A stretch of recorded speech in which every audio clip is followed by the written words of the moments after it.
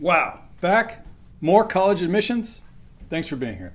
Mr. Labounty, navigating the nonsensical world of college admissions. Okay, episode, 3.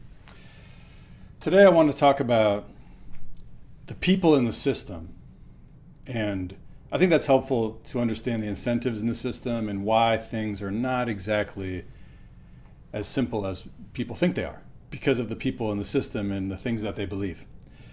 The system, for this purpose, I'm going to do the box analogy again. We have the box of people, we'll call them the insiders, and that's people who work at colleges and universities. And for the sake of this discussion, people that work at the high schools, guidance counselors, college admissions people, college counselors at the high school, things like that.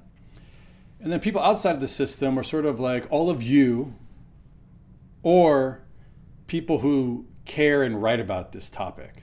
Because there's a lot of people that care and write about this topic and have like hot takes about standardized testing and all that sort of thing, oftentimes with political motives. So the people inside the system have a couple blind spots. Okay, the first is that they think this is all pretty easy, right? And well, if you can't even fill out an application, I guess we don't want you. You know, it's not as simple as you think it is. All you got to do is fill out the common application. In what way will a student learn what the common application is? Okay, and yeah, I want people to be expected to perform at a high level. Okay, so don't get that twisted. But there are 1,000 things that the insiders believe are simple, which are not. Okay, that's number one. Number two is sort of a problem with both boxes, the insiders and the outsiders, where everyone in the world thinks this whole process is meritocratic. Am I saying this word right? A meritocratic. It's really not fair to assume that it's a meritocracy because it can't be. What do you mean, Chris? It cannot be a meritocracy if we only have acceptance rates at like 10% or lower. Okay, because here's what happens. A school accepts a certain percentage of students. In the old days, I would kind of say, well, we have our highly selective schools. Those are schools that deny most people, right? And then we have schools that are not highly selective. What's the number by which you would consider a school highly selective, Chris? Well, 25% or less. But now, the number of schools that's below 25% is like, we used to have this like normal curve, okay? Normal curve. We have a small percentage of schools that are really hard to get into. Those are Ivy League schools that we've heard of since we're kids, right? And then over here, this is a camera, so it's probably the opposite. On the other side of the normal curve, we have all these schools that are super easy to get into. And then everyone kind of clusters in the middle. It's not that way, okay? We have a ton of schools that are hard to get into. And then we just have like this dead middle. And then we have a ton of schools that are easy to get into. And your job, and we're going to get into this later with list building, is to put some schools on your list that are easy to get into and stop with this thought that they must suck if they're easy to get into, because that is just not true. There are many reasons why a school might be easy to get into. Okay. One of them has to do with just how big it is. So we'll get into that. A school that accepts single-digit people, 15% of their applicants, those kind of schools, they cannot be a meritocracy because of this reason. In your imagination, we have this list of deserving students. And your imagination is incorrect. Who is deserving? Well, I can tell you right now. I want to see people with good test scores that demonstrate their cognitive power. We're going to get into that. I want to see people with good transcripts, and I want to see people who do some things outside of school besides sit at home and play Fortnite. Okay? 100%. I agree with you. We should have those people go to the best colleges. So, for my personal experience, I can tell you this is how it looks.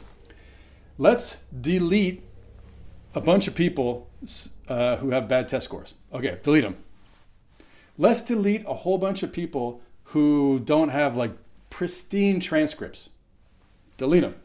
Let's delete a whole bunch of people who, like, their application just has nothing on it. There's no sports, there's no work, there's no nothing. Let's delete them. And what about that kid, you can tell, who was probably supposed to take some difficult classes senior year, but instead he didn't. Just took woodshop and auto shop, which, by the way, I like woodshop and auto shop, but sorry, I use that as an example. Let's delete them too. And then what do we have left? And in your imagination, and I'm blaming this fictitious person out there that doesn't exist. I forgot to turn my light on. Let me turn on my light on, see if maybe it looks better. In your imagination, we now have 1,000 students, 4,000 spots. Wow, this worked. Chris, why is it so difficult? Because that's not how it looks, and you know that it doesn't. Here's how it looks. We had 25,000 applications. What are we going to do? Well, let's go through the deletion process of all those people that we talked about.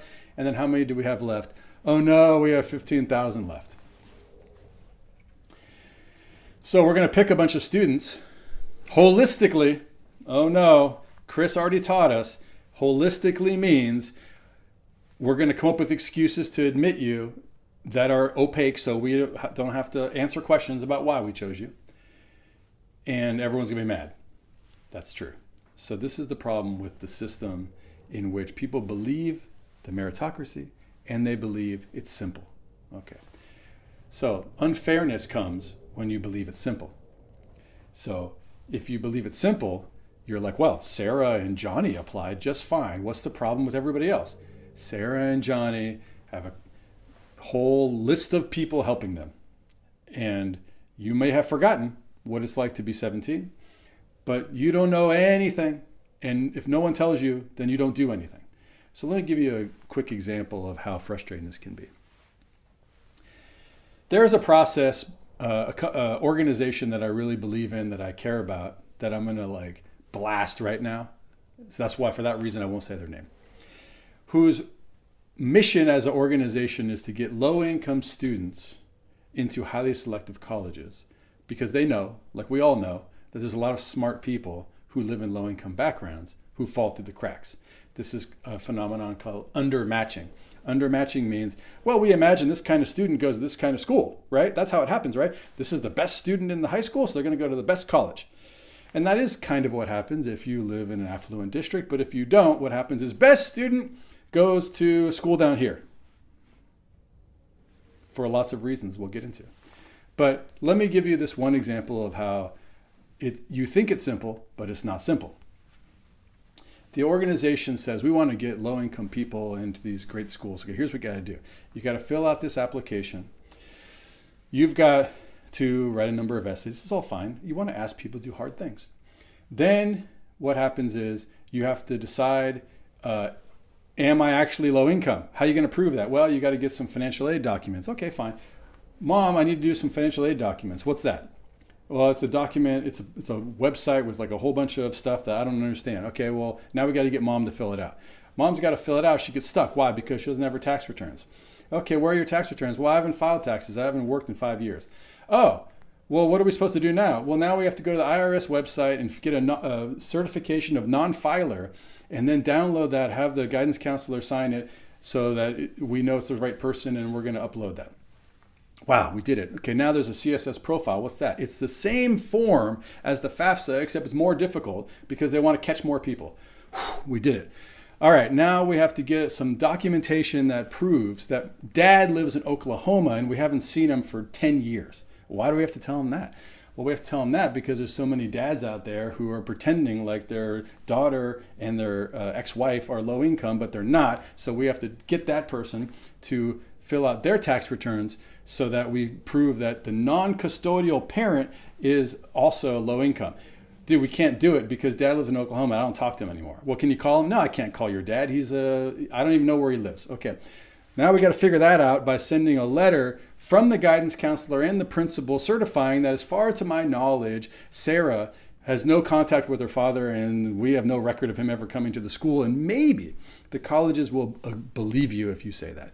Okay, then we have to figure out, do any of the colleges that this organization has suggested that we apply to have any additional things that we have to complete? Yes, they do. They have all have different portals. What's a portal? Oh my God, it's a website where we got to create a username, password. We got to figure out what they require.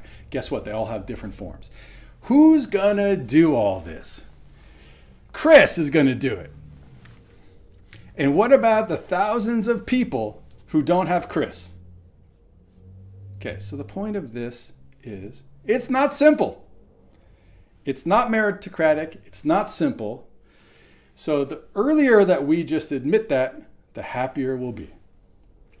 Next episode, we're going to talk about some actual serious stuff that have like numbers and not just me ranting. And we'll start with standardized testing. Oh my God. See you next time.